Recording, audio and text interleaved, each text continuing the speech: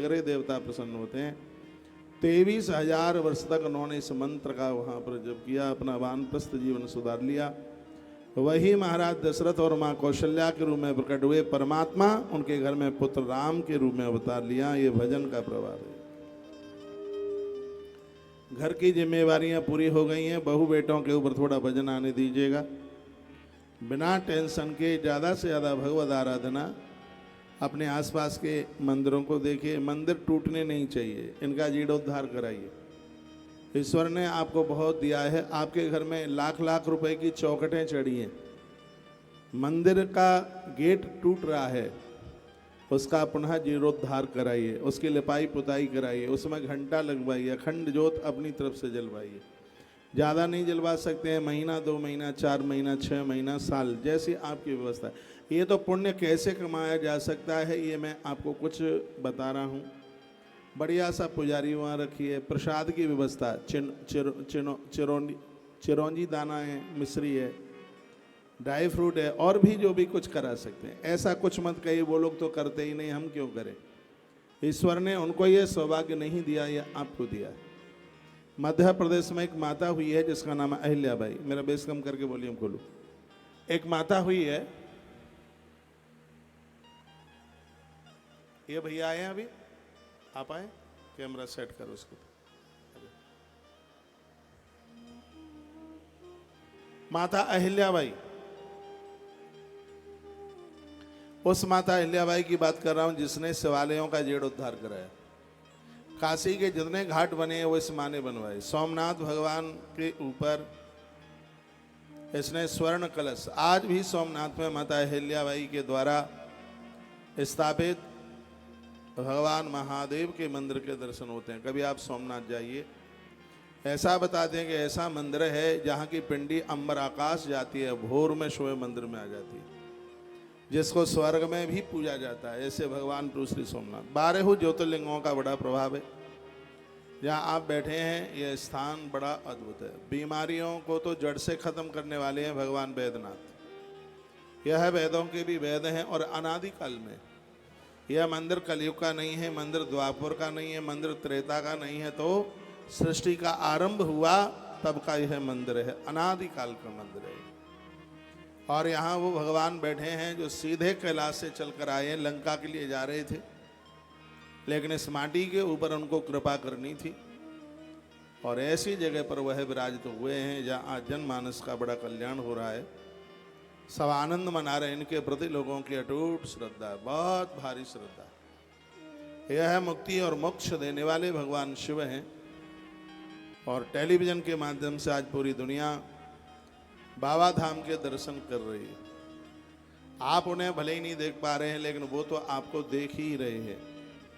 ऐसी अद्भुत जगह से शिव महापुराण की कथा हमें और आपको सुनने सुनाने का सौभाग्य प्राप्त हो रहा है। लिखा है सर्वत्र फलदाता ही प्रियासानुगुणम शिवा अथवा लिंग दानम व लिंग मौल्य मुताबिबा। यूँ तो कहीं भी भगवान महादेव की पूजा करो सब जगह फलदायी है, कहीं भी जप करो सब जगह फलदायी है, लेकिन शिवलिंग के सानिध्य में बैठ करके जो भी जब तब सत्कर्म आप करोगे वह अनंत गुना फलदायी होगी। ऐसा शिव महापुराण में वर्णन किया गया।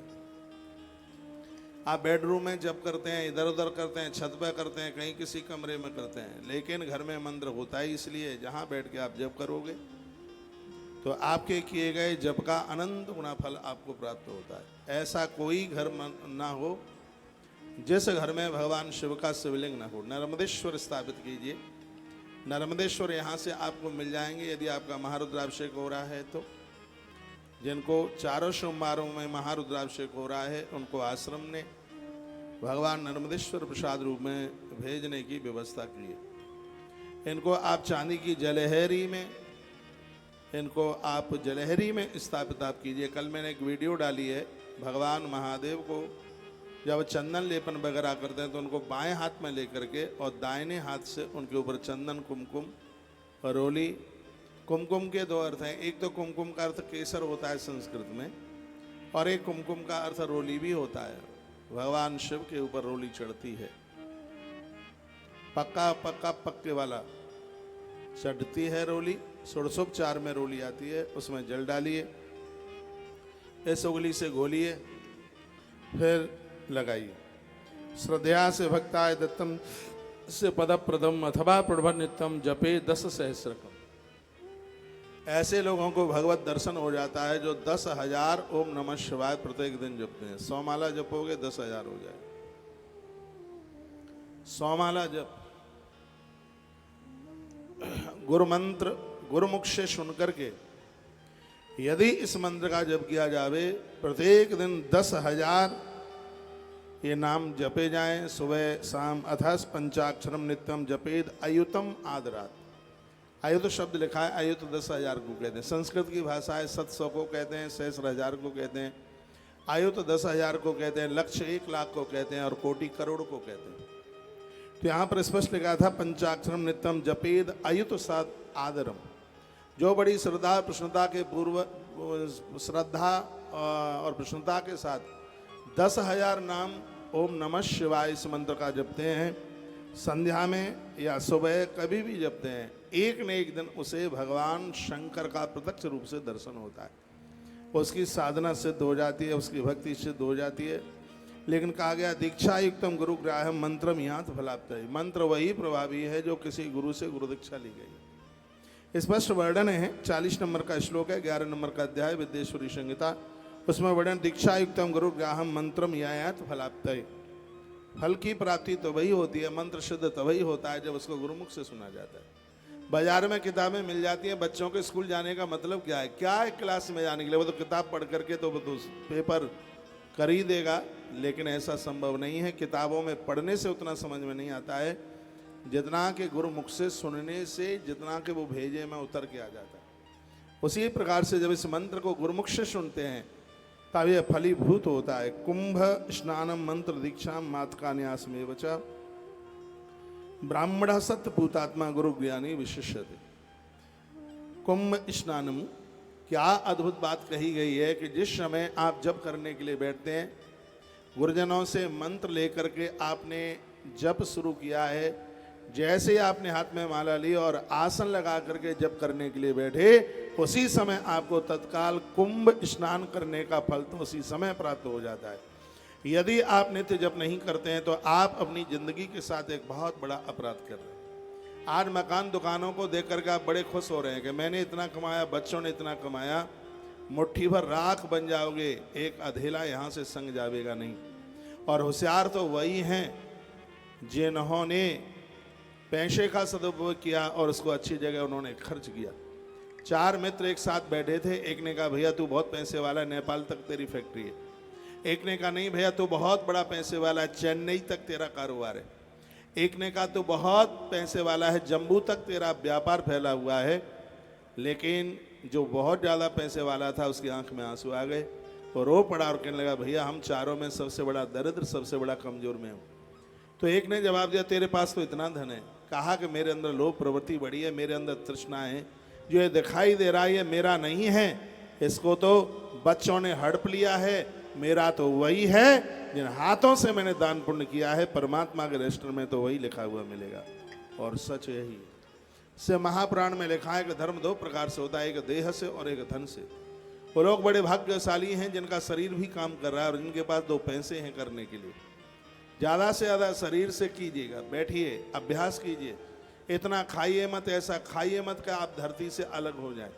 जिंदगी के अंतिम श्वास तक धरती आपसे छूटे नहीं। आप यहाँ जमीन में बैठे हैं, भजन और भोजन का आनंद धरती पर ही है। ऐसे ही जीवन जीना कि आपको कुर्सियों की जरूरत न पड़े, वो तब हो पाएगा जब आपका खान पान ठीक होगा, आप एक्सरसाइज, आप व्यायाम करते रहेंगे और बिना टेंशन के आप जिएंगे। टेंशन के साथ जीने वाले लोगों का कोलेस्ट्रॉल बढ़ता है, टेंशन के साथ जीने वाले लोगों का बीपी बढ़ता है, और यह भी मानिए कि टेंशन से जीने वाले लोगों का मधुमेह भी बढ़ता है। तो ऐसा टेंशन काय को कर रहे हो जिसमें जीवन ही खत्म हो जाए। शिव महापुराण की कथा हमें एक जीवन जीने की कला सिखाती है। तो इसमें जप के ऊपर बड़ा जोर दिया है। जप को तो ऐसे समझ लीजिए जैसे जब तक एक दिए में तेल रहता है तब तक बत्ती जलती रहती है, जैसे ही तेल खत्म होता है बत्ती बुझ जाती है और वहाँ अंधेरा पैदा हो जाता है। ग्रंथाकार कहना चाहते हैं कि हमारा और आपका हृदय भी एक दिए की तरह है। भगवान के नाम का भगवान के नाम का तेल जब तक इसमें भरा रहेगा पुण्यों की जोत जलती रहेगी। जब तक पुण्यों की जोत जलेगी तब तक पापों का अंधकार हमारे और आपके पास नहीं होगा। इसलिए भजन रूपी तेल को बॉडी से, हृदय से कभी कम मत होने दीजिएगा। यहाँ तो 10,000 नाम रोज लेने की बात कही है। इतना नहीं कर पाते हैं तो 1000 नाम रोज लीजिए। इतना भी नहीं कर पाते हैं तो आप 500 नाम रोज लीजिए। और इतना भी नहीं कर पाते हैं तो आप 100 नाम रोज लीजिए।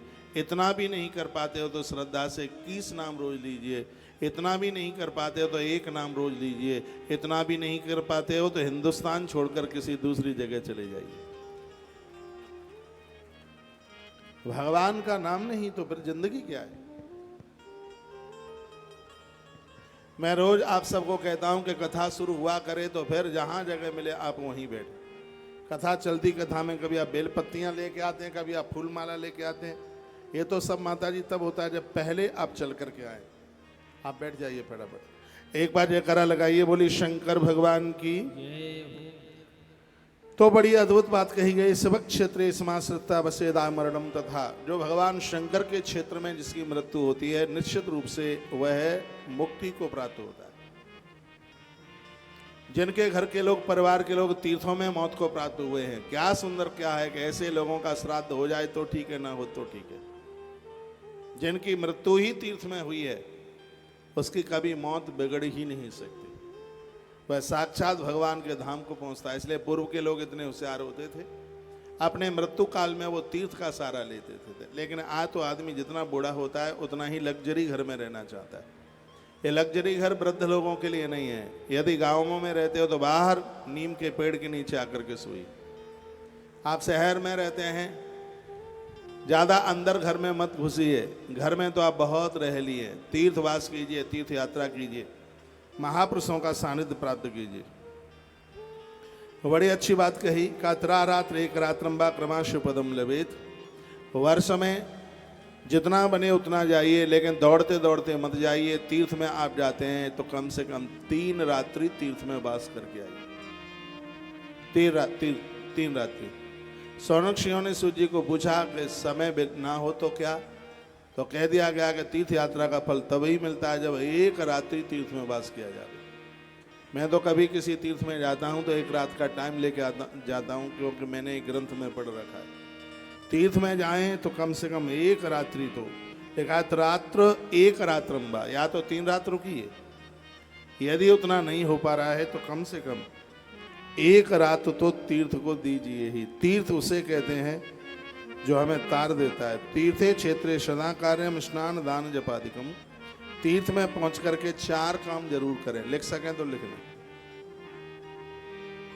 तीर्थ में पहुंच करके 4 काम करें। यदि ये 4 काम नहीं किए तो आदमी मूक हो जाएगा। गूंगा, बहरा, दरिद्री और रोगी, ये 4 चीजें उसको कर लेंगे। तो क्या काम करना है? तीर्थ में जाकर के 4 काम करना है। स्नान, दान, जप और यज्ञ।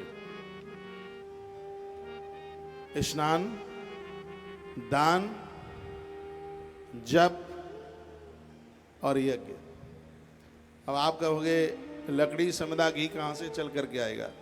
तो यह भी निवेदन किया है कि आप यह यज्ञ नहीं कर सकते तो फिर आप ब्रह्म यज्ञ कीजिए। ब्रह्म यज्ञ किसे कहते हैं? ग्रंथों का स्वाध्याय कीजिए, कथाएं सुनिए। कहीं कथा हो रही है, कथा सुन करके आइए। अपने कक्ष में बैठ करके धार्मिक ग्रंथों को पढ़िए, किताबों को पढ़िए। इसको ब्रह्म यज्ञ कहते हैं। जिंदगी के अंतिम श्वास तक इन 4 बातों को भूलना नहीं। तीर्थ में जाते हो तो तीर्थ का फल तो तभी मिलता है जब तीर्थ में जाकर आप 4 काम करते हैं। तीर्थे क्षेत्रे सदा कार्यम स्नान दान जपादिकम। तीर्थ में पहुंच करके भोर में स्नान कीजिए। सूर्य की किरण बाद में बाहर निकल करके आवे, उससे पहले आपका स्नान होना चाहिए। कभी कभी तो ऐसा लगता है कि जैसे घर में रहते हैं वैसे ही तीर्थ में रहते हैं, अंतर तो नजर आता नहीं है कुछ भी। भोर में थोड़ा जल्दी से जागिए। ये बच्चा मोबाइल चला रहा है, ये क्या कर रहा है तू? हाँ, मेरी तरफ देख। तो स्नान, दान, जप और यज्ञ, हम जैसे लोग तो बड़े बड़भागी हैं, तीर्थ में पहुंचकर 365 दिन इन चारों कामों से जुड़े हुए। जो बात स्नान की कही गई है वो तो भोर में ब्रह्म मुहूर्त में ही है। बाद में तो चमड़ी चमकाना है, चमड़ी को साफ सुथरा करना है। पसीने में लथपथ हो गई है, दुर्गंध ना आवे, इसलिए पोंछा पाँच ही है। लेकिन जो भगवत प्राप्ति के लिए स्नान किया जाता है वो भोर में ही किया जाता है। आदमी सूर्य उदय के बाद उतना नहाने से पवित्र नहीं होता जितना कि सूर्य उदित में स्नान करने से वो जितना पवित्र हो जाता है। सच में मानिए, पूजा के लायक तो वही स्नान है जो सूर्य की किरणें निकलने से पहले जिसमें स्नान किया जाता है। जो लोग तीर्थ में वास कर रहे हैं या तीर्थ में जा रहे हैं उनके लिए तो होना ही चाहिए। लेकिन दुर्भाग्य है, ऐसा नहीं है कि 10 बजे तक उन्हें नींद आती है, जग जाते हैं 5 बजे, मोबाइल चाटते रहेंगे, दुनिया भर की बातें पूरी दुनिया से करते रहेंगे, लेकिन नहाएंगे नहीं। इतने बड़े पहले जन्म के कीड़े मकोड़े हैं, बस नहाने का नाम मत लो। घरवाली कहती है देखो 7:30 बज गया, कल महाराज ने कहा था कि भोर में, अरे चुप, तू और तेरा महाराज नहा ले, सुबह हमसे नहीं नहाया जाता, ऐसे बोल देते। ये माता है मुझे बताती है, तेरे महाराज पर तो कोई काम नहीं है, बस नहाना ही तो है, तो जल्दी नहा के बैठ जाएगा। भोर में यदि आप स्नान करते हैं, सच मानिए वह स्नान कुंभ स्नान की तरह होता है। इतना पावन होता है, इतना पवित्र होता है। इसलिए आप अपने आप को पूजा के लायक बनाना चाहते हैं तो नियम ले लीजिए। स्नान भोर में तो तीर्थ में जाकर जो 4 काम करता है उसकी मौत कभी बिगड़ती नहीं। ईश्वर उसका धन्यवाद करता है, उसके ऊपर फूलों की वृष्टि होती है, देवता उसका सम्मान करते हैं। मैं तो श्लोक बोल करके व्याख्यान कर रहा हूँ। तीर्थे क्षेत्रे सदा कार्यम स्नान दान जपादिकम अन्यथा रोग दारिद्र मूकत्वा आपिया न रह। तीर्थ में पहुंच करके 4 काम नहीं के स्नान दान जप और यज्ञ, तो मरने के बाद व्यक्ति गूंगा बहरा रोगी और दरिद्र बन करके पैदा हो। महादेव की इस बात को कोई काट नहीं सकता। जो शंकर ने कहा वो शाश्वत है, उसको कौन काटे। बहुत बहन और माताओं के हाथ में यहाँ माला लगी हुई होती है, जप करते हैं। जितनी देर आप जप करें, मैं नहीं कहता आप 4 घंटा करें, आप आधा घंटा करें। आधा घंटे में एकाग्रचित्तता हो, नहीं तो ये माताएं जब भी करती रहती हैं और आपस में बहू के हालचाल भी पूछती रहती हैं।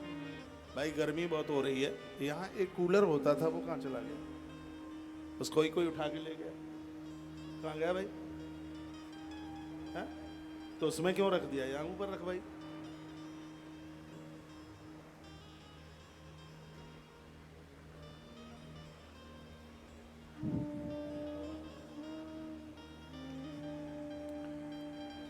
बोली बांके बिहारी लाल की, श्री हनुमान जी महाराज की जय। जय श्री राधे। आज बैद्यनाथ प्रभु के दरबार की इस बात को कभी भूलना नहीं है कि जप के ऊपर पूरा ध्यान दें। माला के ऊपर जप है वो स्नान करके ही होता है। तो स्नान, जप और दान, और चौथा यज्ञ।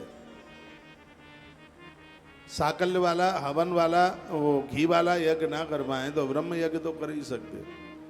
ब्रह्म यज्ञ का मतलब है कथा सुनना, ग्रंथों में भगवान की लीलाओं को, कथाओं को पढ़ना, उसको ब्रह्म यज्ञ कहते हैं। तस्याम स्नानेन वासेन पदम वैष्णवमाप्नुयात्। परम वैष्णव भगवान का भक्त तो वही है जिसके द्वारा ये काम होता है। तत्पश्चात पुण्य क्षेत्रे कृतम पुण्यम बहुदारित मृक्षति, पुण्य क्षेत्रे कृतम पापम मह दंड भी जायते। पुण्य क्षेत्र तीर्थ में किया गया पुण्य अक्षय हो जाता है, वो पुण्य कम नहीं होता। और पुण्य क्षेत्र में होने वाला पाप वो वज्र की तरह होता है, काटने से नहीं करता। शिव पुराण में एक बड़ी अच्छी बात कही है, वो यह है कि पूरी दुनिया में तुमने जाकर के पाप किया है वो तीर्थ में जाकर के समाप्त हो जाएगा, लेकिन जो पाप तीर्थ में हुआ है वो कहीं जाकर के समाप्त होने वाला नहीं है। इसलिए तीर्थ में अपराध ना हो जाए। तीर्थ में किसी को लड़िए मत, झगड़िए मत, व्यभिचार न हो जाए, दुराचार न हो जाए, किसी स्त्री के साथ गलत संबंध, किसी पुरुष के साथ गलत संबंध ना हो जाए। इन सब चीज़ों के ऊपर बहुत ज़्यादा ध्यान दें। कभी कभी मैंने देखा अपनी आंखों से बद्रीनाथ में एक माई कहीं सामान खरीद रही थी। अब दुकानदार के पास तो बहुत ग्राहक होते हैं, तो जब तक वो दूसरे से बात करता है तब तक उसने सामान उठाया। सामान क्या था? वो गंगाजल भरने वाली, क्या बोलेंगे उसको, क्या बोलेंगे, गंगाजली पीतल की। हम भी खरीद रहे उसी से गंगाजली, हमने बहुत गंगाजली खरीदी थी लोगों को देने के लिए। और मुझे दुख तो तब हुआ जब वो हमारी कथा की श्रोता बन करके आई थी। वो उसको बात करता है और उसने 2 उठाई और उसमें डाल दी। वो तो देख रही है कि मुझे कोई नहीं देखता, लेकिन ये जघन्य अपराध है। और पैसा दे के थोड़ी आई, वो चोरी करके ले आई और खुश हो रही थी। रास्ते में कहती है हम ऐसे लोगों को ऐसे ही बुद्धू बना देते हैं। सहेली से बोलती हुई, मैं तो कुछ बोला नहीं। मैंने कहा शर्म के मारे मर जाएगी, कहीं गिर ना जाए अलकनंदा में जाके शर्म के मारे। मैं तो कुछ बोला नहीं, लेकिन अपराध आप देखिए, पता नहीं आदमी कहां तक उतर सकता है।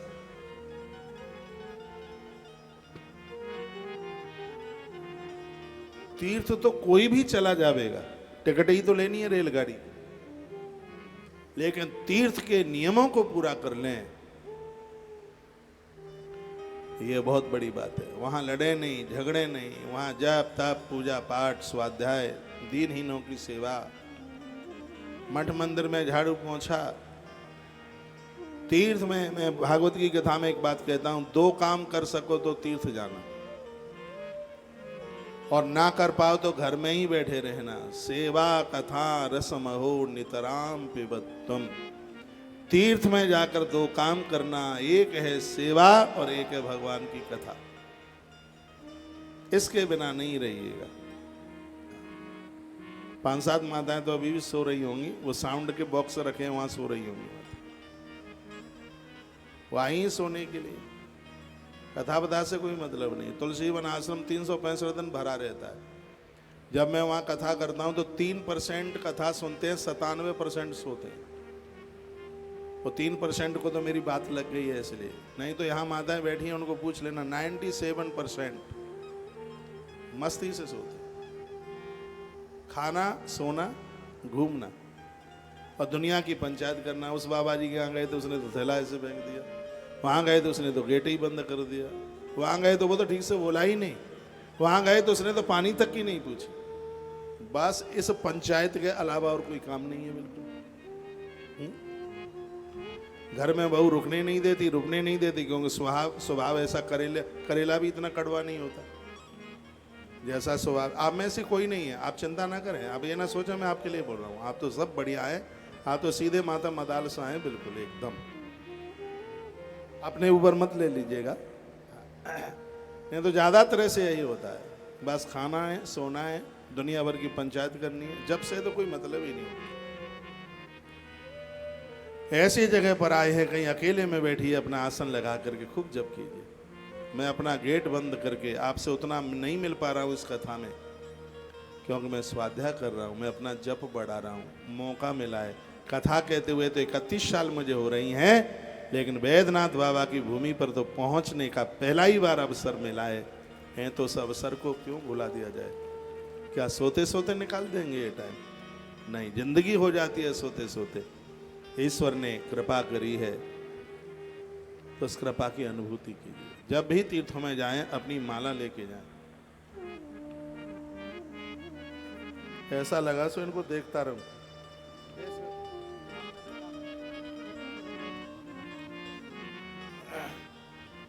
अब ठीक है। पुण्य क्षेत्रे कृतम पुण्यम बहुदारिद्र्यम रक्षति। पुण्य क्षेत्र में रह करके ही जीवन बिताने का निश्चय ले लो, संकल्प ले लो। ये सोच लो कि नौकरी से रिटायर होना है, घर वाला रिटायर हो जाएगा तब हमें भी तीर्थ में रहना। लेकिन एक बात है, घर वाला रिटायर हो जाता है लेकिन माता रिटायर नहीं होती। वो तो नौकरी से रिटायर हो जाता है, इन्हें ज्यादा पड़ती है। पहले बच्चों को संभाला, बच्चों की नाक पहुंचने में लगे। कभी कभी मैं बोल देता हूं, बच्चों की नाक तो इन माताओं को, दादियों को मलाई जैसी लगती है, उसके बिना नहीं रह पाएंगे। आदमी घर छोड़ने को तैयार भी हो जाता है, लेकिन माताओं के लिए तो बड़ा मुश्किल है। भले ही बहुएं गाली दें, बगुओं की तो गाली भी उन्हें गुलाब जामुन जैसी लगती है, उससे भी मीठी लगती है। कहता कोई और थोड़ी है, पराई थोड़ी है, बहू अपनी ही तो है, 4 गाली दे दी तो क्या हो गया, ऐसा बोल। मेरी माताओं, भगवान शंकर कह रहे हैं, क्या कहते, तत्कालम जीवन नष्टम पुण्य न क्षय मिष्यति। ये जीवन कब नष्ट हो जाएगा पता नहीं है, पुण्यों को नष्ट मत होने दो। अपनी आराधना, अपनी साधना, अपना भजन बढ़ाओ। मानसम च तथा पापम तादृशम नाशे ध्वजा मानसम बद लेपम तु कल्प कल्पानुगम तथा।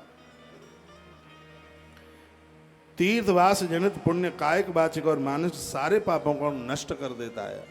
जन्म लिया है तब से लेकर के आज तक पाप हुए होंगे, भगवान शंकर गारंटी लेते हैं, कहते हैं जो तीर्थ में वास करता है, जन्म के ही नहीं पहले 7 जन्मों तक के पाप तीर्थ जला करके समाप्त कर देता।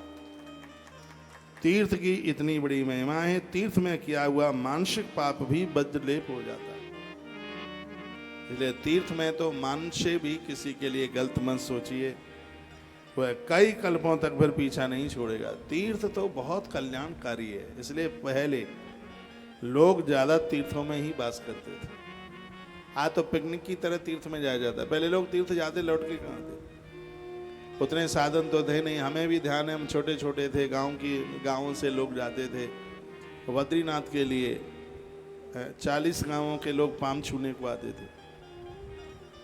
दादाजी तीर्थ यात्रा जा रहे हैं, लोग रोते थे जब वो जाते थे, इसलिए क्योंकि 100 में से 5-7 ही लौट के आते थे, और वो तो वहीं अपने आप को शरीर छोड़ देते वहीं तीर्थ में। फिर आज की तो तीर्थ यात्रा ही दूसरे तरह की हो गई। इतना बढ़िया तो घर खाने को देखते हैं, बिहारी जी की दुकान के पास में ढोकला बढ़िया वाला कहाँ मिलेगा। मैंने देखा है ना सेठों को, बिहारी जी को इतनी ढंग से नहीं खोजा है जितना अच्छी तरह से ढोकला खोजते हैं। दुकान देखेंगे, फिर देखेंगे कटेमा दही की लस्सी कहाँ मिलेगी, ऐसी चटोरी जीव, राम राम राम राम राम राम राम। देखें पानी पूरी देखेंगे।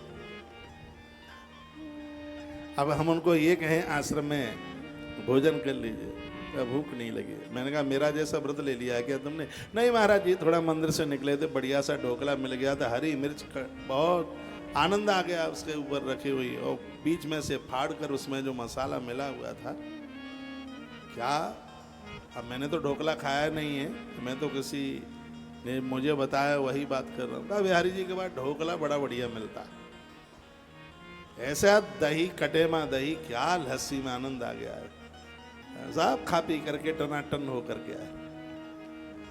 ऐसा ही ज्यादा होता है। लेकिन हमने संतों से, पूज्य राम सुखदास जी महाराज कहते हैं, तीर्थों में आप जाते हैं तो ढूंढिए कहीं साधुओं का आश्रम मिल जाए, क्योंकि वहां वाइब्रेशन है भजन की। होटलों में तो गंध है, क्या है, गंध है होटलों में, लेकिन बाबाजियों के आश्रमों में तो अध्यात्म की सुगंधी है, वहाँ वाइब्रेशन है, वहाँ भजन का, वहाँ वेद मंत्रों की झंकार है, वहाँ देवी देवताओं के लिए बजने वाले घंटों का, घड़ियालों का वाइब्रेशन है, जो हमारा कल्याण करता है, जो हमारा उद्धार करता है। लेकिन वो जगह अच्छी नहीं लगती है, क्योंकि वहाँ तो फटी दरी मिलेगी, वहाँ मोटा तकिया तो मिलेगा नहीं। लेकिन इतने आदी हो गए हैं संसार के भोगों के, वस्तुओं के इतने आदी हो गए हैं, उन्हें तो वहाँ नींद ही नहीं आएगी। तीर्थ यात्रा कुछ भी नहीं हो रही है, सब ऐसा ही हो रहा है, सब ऐसा ही है, सब कुछ नहीं है। तीर्थ यात्रा के तो नियम है। मैं एक किताब में पढ़ रहा था, वृंदावन महात्म्य में था, कहा वृंदावन में तत्काल राधा रानी के दर्शन होते हैं, वर्णन था उसमें, का देर नहीं लगती, ब्रज में पहुंचते ही राधा रानी के दर्शन होते हैं। अब कैसे होते हैं, जो उसके जो नीचे नियमों का वर्णन किया, तो माथा ही पकड़ के बैठ जाओ कि ये नियम कैसे पूरे होंगे। यदि उन नियमों को कोई पूरा करे तो आपको रिश्तेदारों से मिलने में देर लग सकती है, लेकिन राधा रानी के दर्शन करने में देर नहीं लग सकती। लेकिन उसके नियम है, उन नियमों को कौन पूरा करेगा? वो तो नहीं होंगे ना नियम पूरे। जो करते हैं उन नियमों को पूरा, उन्हें देवों का दर्शन करने में फिर देर ही कहाँ लगती है। कुछ बड़ी अद्भुत बातें कही गई। ध्यानादेव ही तन्मस्ते नान्यथा नास्मृक्षति वाचिकम जप जाले न कायिकम काय शोषणति। वैसा पाप देखिए, हल्का फुल्का जो पाप है ध्यान से नष्ट हो जाता है। शंकर कहते हैं कि ध्यान रोज करो। ध्यान में अपने इष्ट का स्मरण किया जाता है। मेरे भगवान ऐसे हैं, मेरे प्रभु ऐसे हैं, मेरे परमात्मा ऐसे हैं। कम्बा दयालु शरणम ब्रजेम, भारी दयालु। प्रभु का ध्यान करने से पाप नष्ट होते हैं। वाचिक पाप हैं वो जप से नष्ट होते हैं। जो आप अपनी वाणी से किसी को तिरस्कृत कर देते हैं वो जप से समाप्त होते हैं। वो लिखने लायक बात है। और क्योंकि बोलने में तो आप कम रहते ही कहाँ हैं, पीछा कहाँ है। इतनी गालियां तो पुलिस वाले ना दें जैसा कि आदमी जितनी गालियां दे देता है। तो वाणी से भी कुछ ऐसा बोल दें तो उससे पाप होता है। तो वाणी से गलत बोलने वाला पाप काय से जप से खत्म होता है। इसलिए जप कीजिए। वर्णन है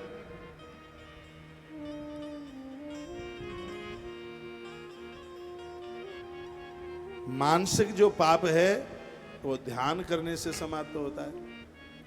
अब जो देह से जो पाप हुआ है, सुनिए, जो शरीर से पाप हुआ है वो व्रत से समाप्त होता है। इसलिए उपवास बहुत ज्यादा जरूरी है। से महापुराण में जिंदगी जीने की बड़ी अद्भुत कलाओं का वर्णन किया है। बहुत ध्यान रखें। मानसिक जो अपराध हुआ है वो ध्यान करने से, वाचिक अपराध हुआ है वो जप करने से, और शरीर से जो अपराध हुआ है वो व्रत करने से,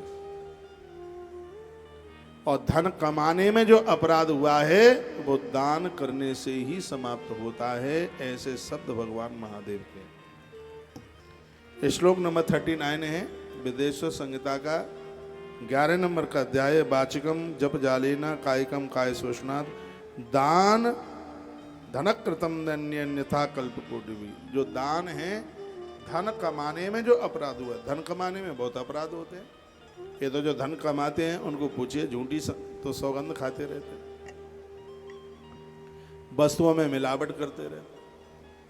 अब ये कथा सुनने का मतलब ये नहीं है खूब वस्तुओं में मिलावट करो, तराजू से तौल करके कम दो, ठगियाई करो, फिर कुछ दान में दे दो तो महाराज के मुंह से सुन ही लिया कि वो तो फिर पाप समाप्त हो ही जाएगा। ऐसा नहीं है। अनजान में जितने भी अपराध पैसा कमाने में हुए हैं वो सगरे पाप हैं, अपराध हैं, वो दान करने से समाप्त हो जाएंगे। लेकिन जानबूझ करके जो अपराध करे उसका तो कोई समाधान है ही नहीं। पैसा आया है बड़ी बात नहीं है, पैसा आया कैसे है बहुत बड़ी बात है। पैसे कमाने के बहुत साधन है। तो जरूरी है कि मुर्गा काट के ही पैसा कमाया जाए, कि शराब बेच के ही पैसा कमाया जाए है? उसको सात्विक भाव से कमाइए। 4 पुरुषार्थ होते हैं, सुनिए, धर्म, अर्थ, काम और मोक्ष।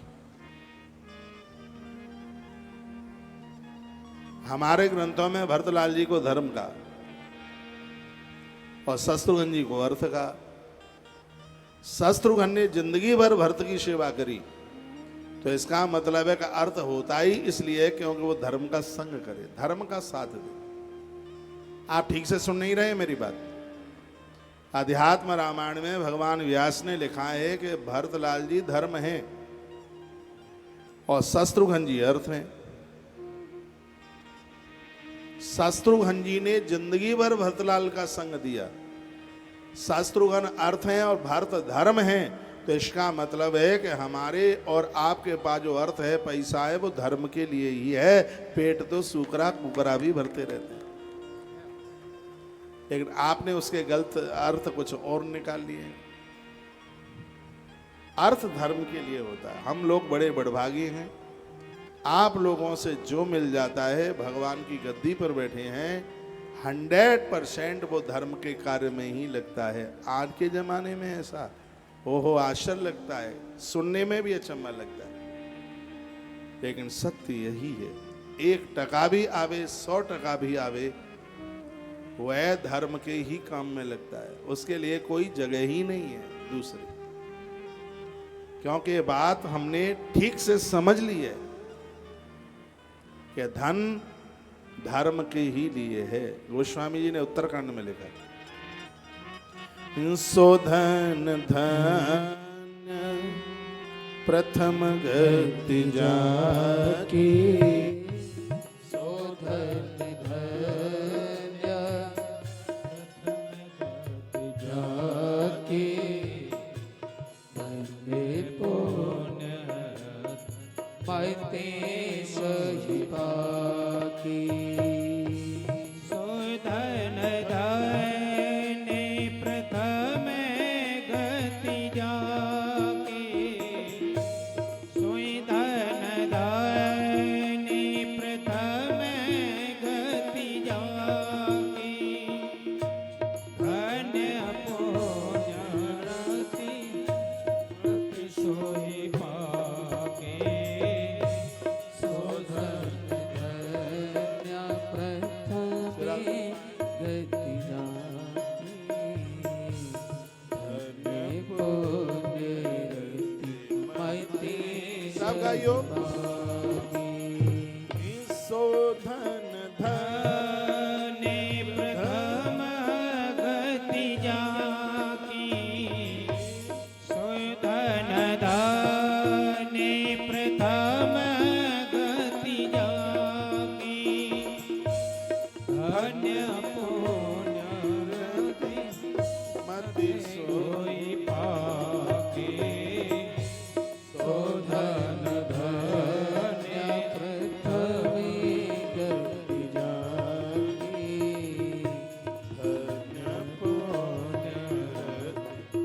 धन्य सोई पाके। बोलिए रामचंद्र भगवान की, जय श्री हनुमान जी महाराज की। जय हो। तो आज की इस बात को जिंदगी भर में कभी भूलना मत। बात क्या है? बात यह है, मानसिक जो पाप है ध्यान करने से समाप्त होता है। नित्य ध्यान करो। ध्यान करने की पोजीशन है, सुबह गेट बंद करो, खिड़कियां खोलो या छत पर बैठ जाइए, खुले में बैठ जाइए, नेत्र बंद करो। ध्यान में आंखों से नाक के आगे के भाग को देखते देखते ओम ओम शब्द का उच्चारण करते हुए नेत्रों को बंद कर लिया जाता है। ध्यान करने पर यदि आपको बांसुरी की आवाज़ सुनाई पड़े, घंटा घड़ियाल की आवाज़ सुनाई पड़े, संगत ध्वनि सुनाई पड़े, तो समझ लो कि आपकी ध्यान की पोजीशन बिल्कुल सही है। और अभ्यास करते करते ऐसा हो जाता है, आप घर में बैठते हैं लेकिन ध्यान में आप एक बेड़ में, जंगल में, नदियों के किनारे, पहाड़ पर्वतों के बीच में आप पहुंच जाते हैं। वहाँ की दुनिया एक अद्भुत होती है, एक अलौकिक दुनिया होती है। घर में बैठे होते हुए भी आप घर में नहीं होते। ध्यान में इतनी मस्ती आती है। तो मानसिक भाव से जितना भी अपराध हुआ है वो सब ध्यान करते ही समाप्त हो जाता है। ऐसा शिव महापुराण में वर्णन किया गया। वाणी से जितने भी अपराध हुए हो जाते हैं, नहीं करते हैं तो भी हो जाते हैं। इसको वाचिक पाप कहते हैं। तो जो आप जप करते हैं, जप से ये वाचिक पाप होते हैं समाप्त। अब शरीर से अपराध होते हैं। शरीर से जितने भी अपराध होते हैं वो व्रत उपवास करने से वो समाप्त हो जाते हैं। आपको दूसरे सोमवार की बहुत बहुत बधाई है। जिन्होंने आज व्रत किया है उनको 100 बार बधाई है। हाँ, झारखंड गवर्नमेंट ने 5 सोमवारों की छुट्टी रखी है। ये धार्मिकता है, ऐसा ही होना चाहिए। 365 दिन काम होता है। जो महादेव के भक्त हैं, भगवान के भक्त हैं, तो थोड़ा वो नियम तो अपना पूरा कर सकेंगे, व्रत तो पूरा कर सकेंगे। इसके लिए यहाँ की सरकार के लिए तुम्हें ताली बजानी होगी। 5 सोमवार को छुट्टी की। आप तालियां इतनी जोर से क्यों बजाते हैं? सोमवार है आज, क्रोध करना नहीं है, झगड़े करना नहीं है, लड़ाई करना नहीं है, संयमित जीवन जीना है, व्रत को खराब करना नहीं है, जमीन में सोना है, गंगा जल का आचमन करना है, महादेव का अभिषेक, दर्शन, पूजा पाठ, बेलपत्री, और सबसे बड़ी बात है ओम नमः शिवाय। भले ही गुरु मंत्र में आपको ये मंत्र नहीं मिला है तो भी ओम नमः शिवाय का आप जप कीजिए। कोई गुरु नहीं है, मेरी व्यासपीठ को गुरु मान करके ओम नमः शिवाय का जप कीजिए। भगवान शंकर आनंद। व्रत करने से, उपवास करने से शरीर के द्वारा होने वाले अपराध समाप्त हो जाते हैं। और अगली बात जो कही है वो बहुत अद्भुत है। आपने जो धन कमाया है और ये धन का जो अपराध है वो दान करने से ही समाप्त होता है। ऐसा भगवान शंकर नंदी के सामने बोले। नंदी अति प्रसन्न हो गए। क्या निवेदन किया है देखो, सुनो। आपने धन कमाया है, यदि उसका सदुपयोग नहीं किया, दान नहीं किया, तो करोड़ों कल्पों में भी उस पाप का नाश नहीं होगा। और इस जन्म का अपराध इसी जन्म में खत्म करके जाइए, आगे के लिए मन छोड़िए। आगे के लिए बैलेंस छोड़ दिया तो ये बहुत ज़्यादा बढ़ जाएगा। यह भी इसी ग्रंथ में लिखा है। इसमें यह वर्णन किया गया, नशेन नान्यथा कल्प कोट भी, करोड़ों वर्षों में भी फिर ये पाप नाश नहीं हो पाएगा। 100 रुपया है हमारे पास, तो उसका 1 रुपया तो कम से कम धर्म के लिए होना ही चाहिए।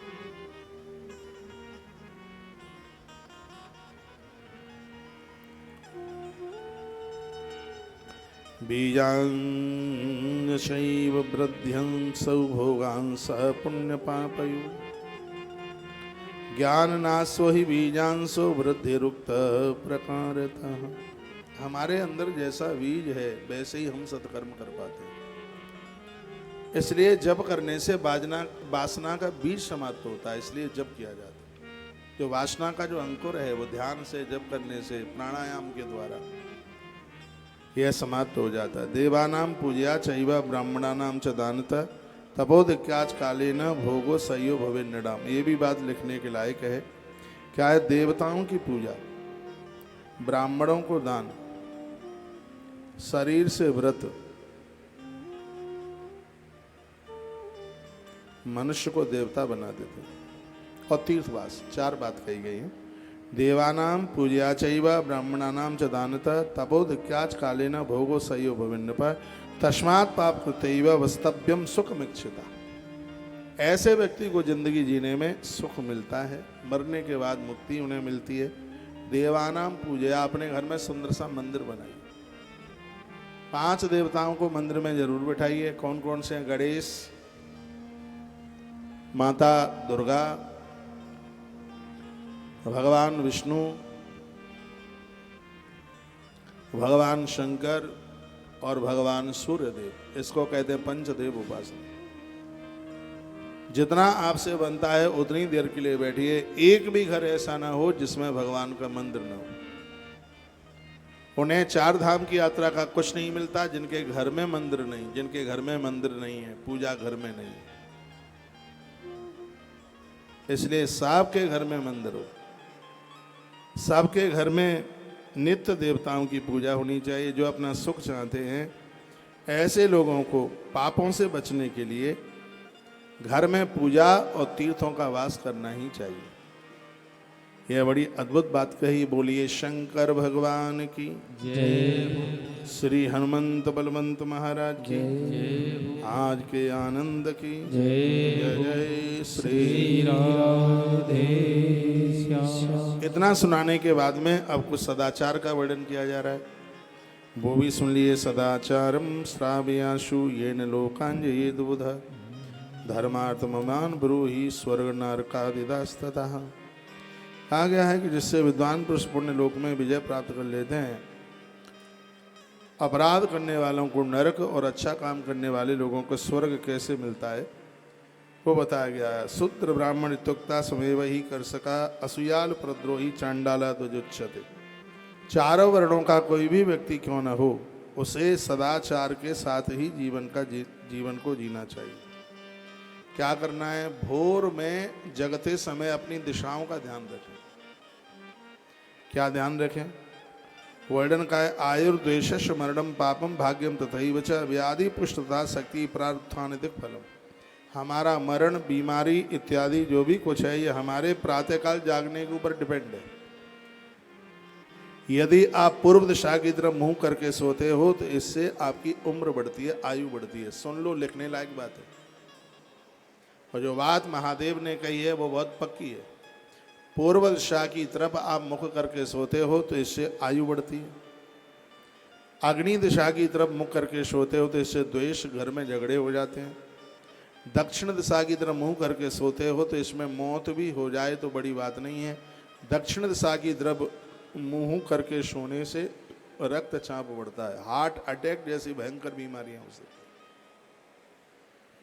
इसलिए भूल करके भी दक्षिण की तरफ पाम करके यानी दक्षिण की तरफ मुंह करके न सोएं। ऐसा श्री शिव महापुराण के विद्येश्वर संहिता के अध्याय नंबर 13 के श्लोक नंबर 8 में ये चर्चा की गई है। दक्षिण दिशा की तरफ मुंह करके सोना बिल्कुल ठीक नहीं है। उसके तत्पश्चात फिर वर्णन किया गया है कि पश्चिम की तरफ मुंह करके आप सोते हैं, इससे पुष्टि। उत्तर की दिशा की तरफ आप मुंह करके सोते हैं, इससे शक्ति मिलती है। तो इसका मतलब है कि सिर्फ 3 ही दिशाएं सोने के लायक, एक है पूरब, एक है पश्चिम और एक है उत्तर। पूर्व की तरफ आपने मुंह करके सोते हैं तो आपको उम्र मिलेगी। दक्षिण की तरफ ये पश्चिम की तरफ मुंह करके सोओगे तो इससे शरीर मजबूत होगा। कुछ ऐसी गोपनीय बीमारियां हैं जिसको डॉक्टरों को भी नहीं बताया जा सकता, तो पश्चिम दिशा की तरफ मुख करके सोने से वो गुप्त बीमारियां समाप्त हो जाती हैं। उत्तर दिशा की तरफ मुंह करके सोगे तो इससे माथे की सोचने की ताकत बढ़ेगी। मैं तो बराबर कहता हूं कि विद्यार्थियों को उत्तर दिशा की तरफ मुंह करके ही सोना चाहिए। उत्तर की तरफ मुख करके सोने से याद जल्दी हो जाता है, और जो याद हो जाता है उसको कभी भूलते नहीं। मैं हमेशा उत्तर दिशा की तरफ मुंह करके ही सोता हूँ, अपनी मैं बता रहा हूँ। मैं कभी पाठन करता हूँ, कुछ पढ़ाई लिखाई करता हूँ, कोई ग्रंथ पढ़ता हूँ, उस समय भी मेरा मुंह उत्तर दिशा की तरफ ही होता है। भगवान शिव का अभिषेक करता हूँ, उस समय भी मेरा मुख उत्तर की दिशा की तरफ ही होता है। तो उत्तर की जो दिशा है ये मानसिक ताकत के लिए, मानसिक शक्ति के लिए बहुत प्रभावी है। आप अपने बच्चों का जो बिस्तर है, यदि मेरी बात पर विश्वास मत कीजिए, इस ग्रंथ पर तो कर लो विश्वास। अपने छोटे छोटे जो अभी पढ़ने वाले जो बच्चे हैं, जो पढ़ाई कर रहे हैं या कंप्यूटर पर बहुत काम करते हैं, या जिनको अपने काम में अपना माथा ज़्यादा लगाना पड़ता है, ऐसे जनों को, स्त्री पुरुष कोई भी हों, उन्हें उत्तर दिशा की तरफ ही मुख करके सोना चाहिए। जिनको बहुत ज़्यादा कोई बीमारियां हैं, दवाई सूट नहीं करती है, दिक्कत परेशानी है, उन्हें पश्चिम दिशा की तरफ मुख करके सोना चाहिए। जन्म पत्री में ये बोल दिया कि उम्र कम है, आयु कम है, उन्हें पूर्व दिशा की तरफ मुख करके सोना चाहिए। पूर्व दिशा की तरफ मुख करके सोने से आयु बढ़ती है।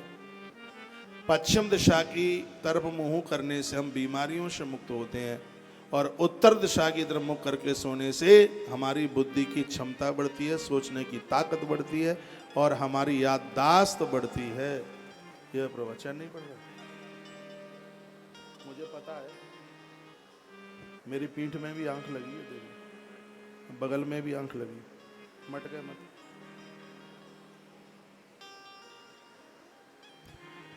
आइए 1 मिनट भगवान के नाम का संकीर्तन।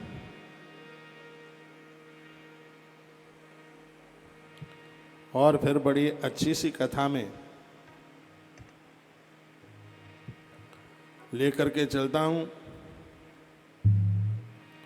आज की यात्रा बड़ी अद्भुत है।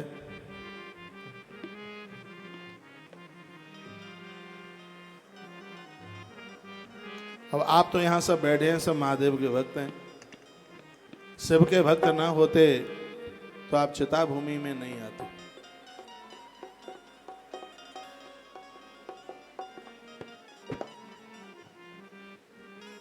लोगों ने चिता भूमि का मतलब समझ लिया शमशान घाट, मरघट। जिन्होंने अपनी चिंताओं को चिता पर चढ़ा दिया है उसका नाम है चिता भूमि। जिसने जला दिया अपनी चिंताओं को चिता के ऊपर जलाया, टेंशन मुक्त, जिस जगह पर पहुंच करके जीवन में कोई चिंता ही नहीं रहती, जिनकी चिंताओं को महादेव ने ऐसे जला दिया है जैसे शमशान घाट मुर्दे को जला देता है। ये दरबार में पहुंच करके चिता की अग्नि पर जिनकी चिंताओं का शरीर जल गया है उसका नाम चिता भूमि है। ऐसी धरती भगवान महादेव की है। हम हाथ उठाकर कहते हैं हम हो गए डमरू वाले के, हम हो गए डमरू वाले के, हम हो गए भोले प्यारे के। हम हाथ उठाकर कहते हैं हम हो गए डमरू वाले के। आइए गुनगुनाइए।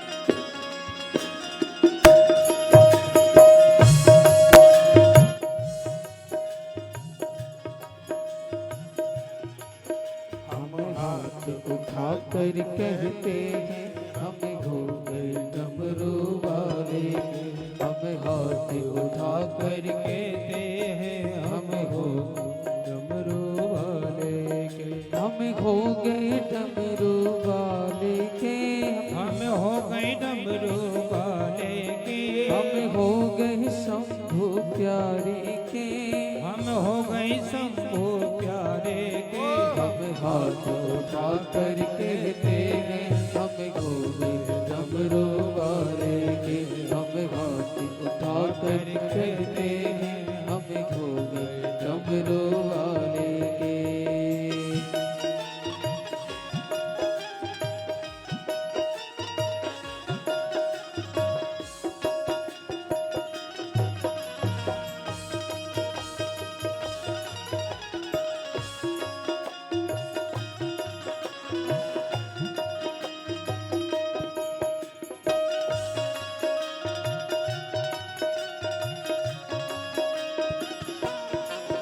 कोई तुम सन अंतर्यामी है, कोई तुम सन अंतर्यामी है। तू सारे जग का स्वामी है। तू सारे जग का स्वामी है। तू सारे जग का स्वामी है। तू सारे जग का स्वामी है। जयकारा लगा कर कहते हैं हम हो गए डमरू वाले के। जयकारा लगा कर कहते हैं हम हो गए डमरू वाले के। हम हाथ उठा कर कहते हैं हम हो गए डमरू वाले के। हम हो गए डमरू वाले के।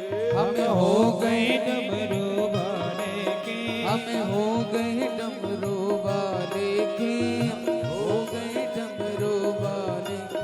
हम हाथ उठा कर कहते हैं हम हो गए डमरू वाले के।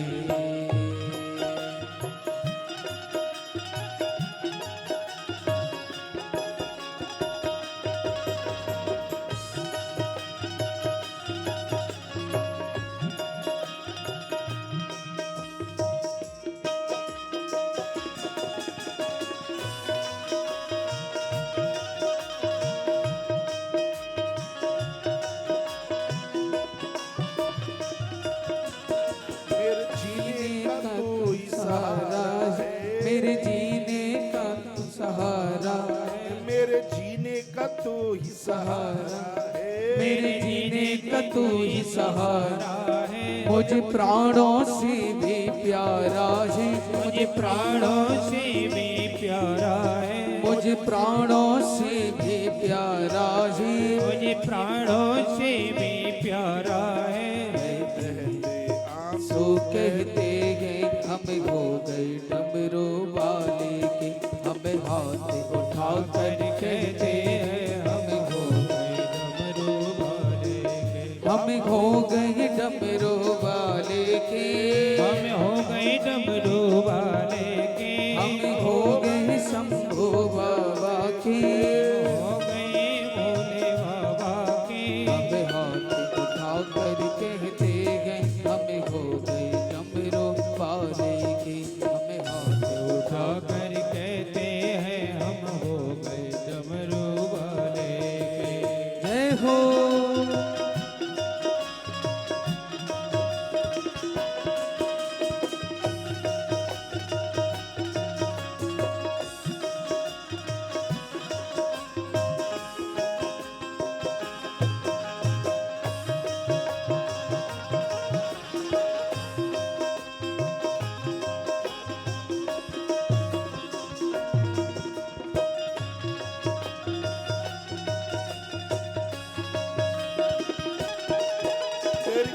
कावड़ लेकर आता रहूं, तेरी कावड़ लेकर आता रहूं, तेरी महिमा हर पल गाता रहूं, तेरी महिमा हर पल गाता रहूं, तेरी कावड़ लेकर आता रहूं, तेरी कावड़ लेकर आता रहूं, तेरी महिमा हर पल गाता रहूं। कावड़ की घुंघरू कहते हैं हमें हो गए डमरू वाले की, कावड़ की घुंघरू कहते हैं हमें डमरू वाले हम हो गए डमरू वाले के, हो गए डमरू वाले के, हम हो गए शंभू बाबा के, हम हो गए शंभू बाबा के।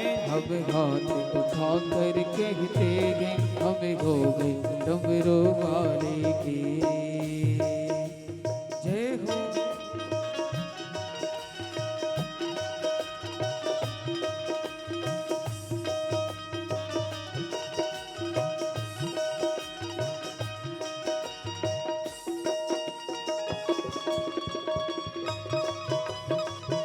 हरि बोल।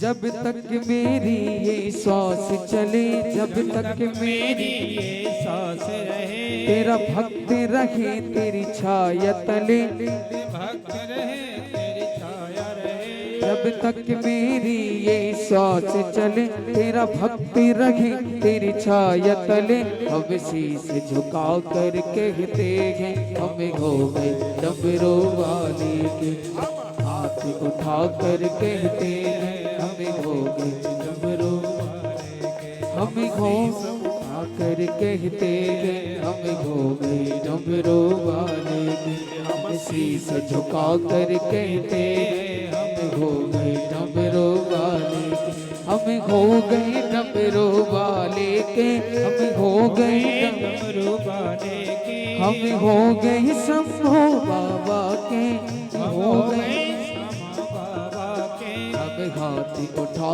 कर कहते हैं हमें हो गए डमरू वाले के, हमें हाथ उठा कर कहते हम हो गए डमरू वाले के, हमें हो गए डमरू वाले के, हमें हो गए शंभू प्यारे के, हमें हाथ उठा कर कहते हैं हमें हो गए डमरू वाले के, हमें हाथ उठा कर कहते हैं हम हो गए डमरू वाले के। हमें हाथ उठा कर कहते हैं हमें हो गए डमरू वाले के, हमें हाथ उठा कर कहते हैं हमें हो गए डमरू वाले के, हमें हो गए डमरू वाले के, हमें हो गए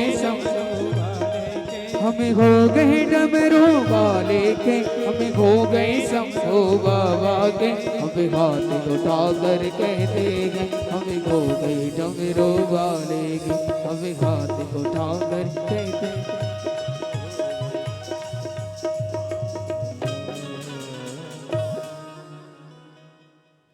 बोलिए शंकर भगवान की। जय हो। हमें पूछा गया है एकादशी कब की है। माइक देख भाई। तुलसी तपोवन यूट्यूब चैनल पर 2 बजे वीडियो पहुंच गई है एकादशी कब की है। अब के बार काम का एकादशी है। जो इस एकादशी का व्रत करते हैं उन्हें पुष्कर, नैमिषारण्य, काशी और 12 वर्ष के बाद में आने वाला गोदावरी नासिक के कुंभ में स्नान करने से जो फल प्राप्त होता है, कामका एकादशी का व्रत करने से, कृष्ण की पूजा करने से उतना फल प्राप्त होता है। उसके लिए बड़े अच्छे अच्छे श्लोक डाल करके मैंने वीडियो भेजी है। 2 बजे चैनल पर पहुंची है। 4 बजे के बाद जैसे ही कथा से आप फ्री हों तब इस वीडियो को एक बार आप जरूर देख लीजिएगा। दूसरी एक प्रमुख सूचना में से सूचना यह है कि रात्रि को जो 9 बजे धर्म यात्रा कार्यक्रम होता है, बड़ा अद्भुत है। कल कुछ बेटी के ऊपर चर्चा की थी, भ्रूण हत्या कितना बड़ा पाप है उसके ऊपर चर्चा की। लेकिन आज धर्म यात्रा कार्यक्रम में ये चर्चा होगी, क्या जितने भी संकल्प हैं या जितना भी धर्म की बातें है वो सिर्फ पिता के लिए ही है, बच्चों के लिए कुछ भी नहीं है? क्या ये पूरा त्याग पिता के लिए ही है, औलाद के लिए कुछ भी नहीं है? ये रात्रि का जो कार्यक्रम है, जो कि एक 45 मिनट का कार्यक्रम होता है, बहुत आनंद होता है। तुलसी मंजरी यूट्यूब चैनल पर अपने परिवार के साथ, अपने बच्चों के साथ बैठ करके इस कार्यक्रम को जरूर देखिएगा, नहीं तो आने वाला समय बहुत खतरे में है। यदि बच्चों को ये बातें नहीं सिखाई पढ़ाई जाएंगी तो अनाथालय में जाने की तैयारी कर लेना भी, और वैसे भी ऐसा यह हो रहा है। तो इसी के ऊपर एक जोर दिया जा रहा है। धर्म यात्रा कार्यक्रम से संगठित परिवार, बच्चे माता पिता की कदर समझें, आप भी बच्चों का उत्कर्ष करें, उसके लिए अभियान चालू किया है। धर्म यात्रा कार्यक्रम रात्रि 9 बजे तुलसी मंजरी यूट्यूब चैनल, आचार्य कौशिक महाराज फेसबुक पेज पर पहुंच करके इस कार्यक्रम को जरूर देखिएगा। और टेलीविजन पर सुनने वाले भक्तों के लिए मैं कहना चाहूँगा, आज सोमवार है, 7 बजे से फिर अद्भुत महारुद्राभिषेक। मैंने कल निवेदन किया कि भरणी नक्षत्र में आज का सोमवार पड़ा है, ये घोर गरीबी का नाश करेगा, दरिद्रता को समाप्त करेगा, इष्ट दर्शन कराएगा सोमवार। तो आज 7 बजे तक जितने भी नाम आते हैं सबका महारुद्राभिषेक बाबा धाम की पावन धरा से पूरा होगा। सहयोग राशि बता दी है, ना पता हो तो आश्रम के नंबरों पर आप संपर्क करते हुए पूछ लीजिए। अपना नामांकन कृपया गोत्र के साथ में कराएं। जिनको अपने गोत्र का पता नहीं है वो कश्यप, सूर्य भी जिनसे पैदा होते हैं ऐसे महात्मा कश्यप वर्णन है कि जिन्हें अपने गोत्र का पता नहीं होता है वो फिर उसमें महात्मा कश्यप का ही नाम लेते हैं। यूँ तो सबको अपने गोत्र का पता होना ही चाहिए। अपने बच्चों को, बेटियों को, सबको बताइए। विवाह के तत्पश्चात माताओं का गोत्र है वो पियर का नहीं, उनका गोत्र है वो ससुराल का गोत्र लगता है। जब गोत्र लगा करके कोई पूजा पाठ किया जाता है, धर्म संकल्प किया जाता है, तो उसका फल 21 पीढ़ियों तक प्राप्त होता है। इसलिए गोत्र की जानकारी सबको होनी ही चाहिए। और एक मैं और निवेदन करूंगा, वो ये है कि आप बाबा धाम के किसी भी कोने में रुकें, काफ़ी संख्या में आप दिखाई दे रहे हैं मुझे, कहीं भी आप रुके हैं, भोजन दोनों समय आप यहीं लीजिए। आप प्रसाद लेंगे तो हमें लगेगा कि बाबा धाम आने की हमारी यात्रा सफल हो गई है। ये मैं हृदय से बोल रहा हूँ, नंबर बनाने के लिए नहीं, आत्मीयता से मैं बोल रहा हूँ। मुझे बहुत खुशी होगी, हमें बहुत प्रसन्नता होगी। आप प्रसाद यहीं लीजिए। आप कहीं भी रह रहे हैं, बाबा धाम के किसी भी होटल में, कहीं किसी भी कोने में, आप कहीं भी हैं, जहाँ तक मेरी आवाज़ जा रही है, आपके जो भी लोग यहाँ आए हैं उन्हें यहाँ का एड्रेस बताइए। विराट पैलेस, मंदिर रोड, यहाँ से हर कावड़ इसी गेट के सामने से निकल रही है। जहाँ पूजन होता है, भाई नितिन मुझे बता रहे थे कि महाराज जी यहाँ से थोड़ी दूरी पर एक पूजा होती है और वहाँ पूजा करते हुए फिर कावड़िया लोग यहीं से निकलते हैं। तो हम कितने भाग्यशाली हैं जहाँ कथा हो रही है, कावड़ियों के दर्शन वहाँ से हो रहे हैं। ये तो सब भगवान महादेव के भक्त हैं। सुबह से लेकर के रात्रि तक, आज सोमवार के दिन 10 लाख लोग हैं इस नगरी में। और बड़े आनंद की बात है कि बाबा प्रभु वैद्यनाथ सबके ऊपर अपनी कृपा वर्षा रहे हैं और यह महारुद्राभिषेक उन्हीं के नाम से हो रहे हैं। आज तो पता नहीं लगेगा, लेकिन यह अनुष्ठान आपको क्या देगा, कितना देगा, इस बात की आप अनुभूति करेंगे। श्री सुभाष जी गर्ग जो इधर बैठे हुए हैं, ये मुझे कहते रहते हैं, महाराज जी जब से हम गौ माता से जुड़े हैं तब से इतना आनंद हुआ, हर प्रकार का स्वास्थ्य, संपदा, परिवार, सब कुछ इतना आनंद हो गया है। और सच यही है कि ईश्वर से जुड़ने पर, महापुरुषों से जुड़ने पर आज तक कभी किसी को घाटा नहीं हुआ। साधु ते होई न कार्य हानि, रामायण कहता है। महापुरुषों से जुड़ने में कभी किसी को किसी भी प्रकार का नुकसान हो ही नहीं सकता। क्यों होगा? कभी नहीं होगा। आप यहाँ आए हैं, बाबा के बुलाने पर आए, और मैं कहूँगा जो मुझे टीवी पर सुन पा रहे हैं, आप भी पधारिएगा। और यहाँ